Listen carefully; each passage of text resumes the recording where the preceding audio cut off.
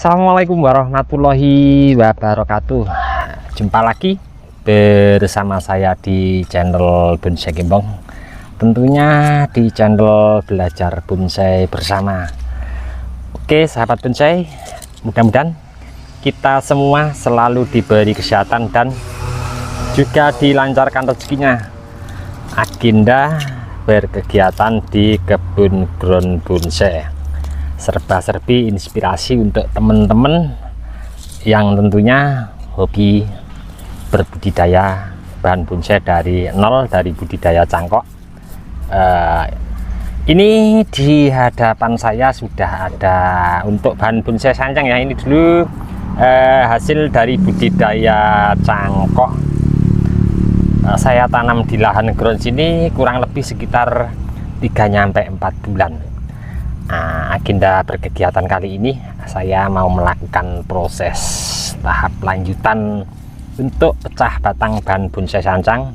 Setelah di beberapa minggu yang lalu di sini saya lakukan tahap awal di mana saya lakukan pelukaan dengan pembuatan alur, di mana agar di saat pecah nanti sesuai seperti yang saya inginkan. Nah, setelah saya lakukan pembuatan alur, nampak terlihat kalau teman-teman perhatikan secara detail ya. Untuk pembuatan alur di tahap awal kambium sudah mulai jalan. Ini saatnya akan saya lakukan proses pecah batang. Kenapa ini di tahap awal saya buat alur? Biar nanti pembagian pecahannya tepat seperti yang kita inginkan tentunya. Ada dua bahan ya, yang satu lagi ada di belakang saya, nanti juga akan saya lakukan proses pecah seperti halnya sama ini juga. Ini yang di belakang saya sama ya, untuk pas waktu pembuatan alurnya bareng dengan bahan ini. Oke, saya langsung mau melakukan secara perlahan untuk lakukan pecah di bahan yang ke satu ini ya. Nanti mungkin ke depan sudah nampak terlihat untuk ada konsep awal saya pemilihan bahan dasar. Sudah ada cabang pertama, yang jelas ada kedua cabang ya. Nanti mungkin ini untuk yang ke atas, ini yang ke cabang pertama. Oke, sedikit saya mau lakukan pecah, tapi mungkin insya Allah saya berharap ini nanti tidak nyampe di atas ya, karena jelas di sini cabangnya terlalu dekat sama pangkal batang.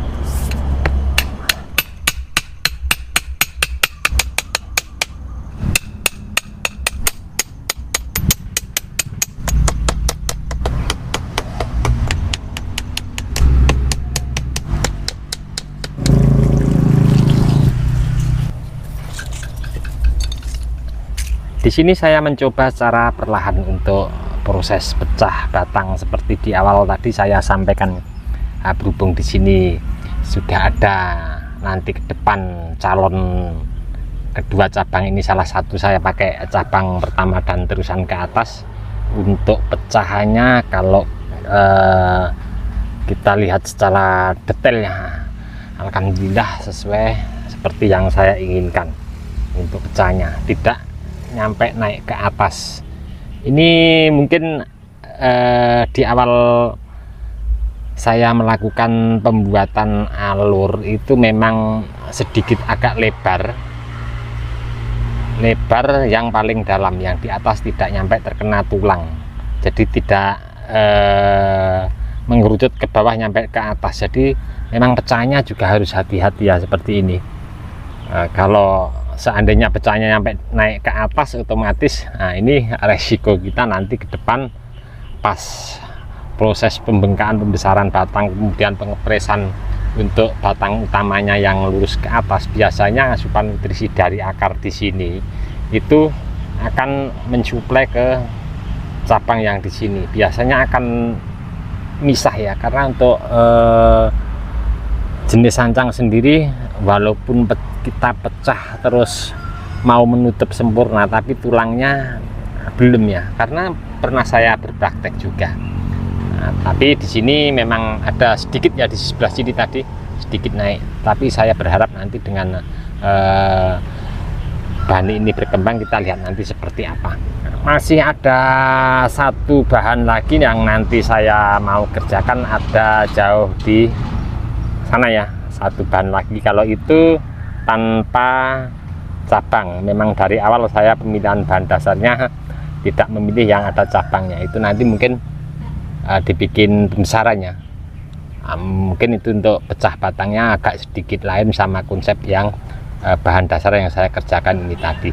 Coba kita lihat mendekat ke bahannya seperti apa, nanti langsung saya mau proses lakukan untuk pengerjaan. Satu bahan lagi di depan tadi sudah saya sampaikan panjang lebar ya untuk bahan ini.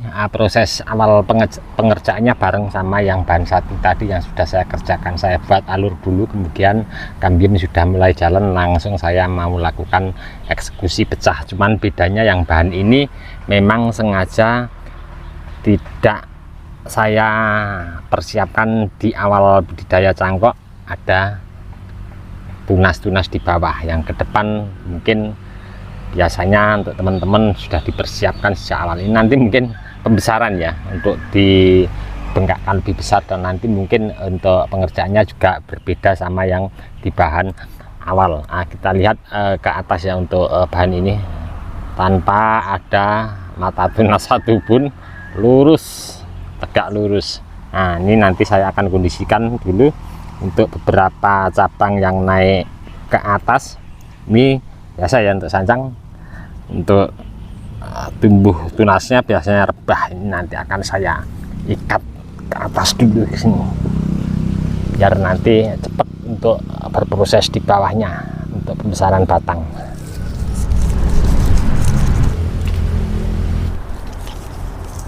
Sebelum saya melakukan untuk mengkondisikan beberapa cabang yang saya ikat sederhana pakai tali rapiah, saya kaitkan ke batang utama. Memang tadi sengaja sudah saya lakukan beberapa pengurangan cabang yang kurang sehat ya. Oke, langsung saja di sini saya mau melakukan untuk proses pecah batang. Untuk teman-teman tentunya sudah tidak asing lagi ya, dimana proses pecah batang ini bertujuan untuk pembesaran pangkal batang.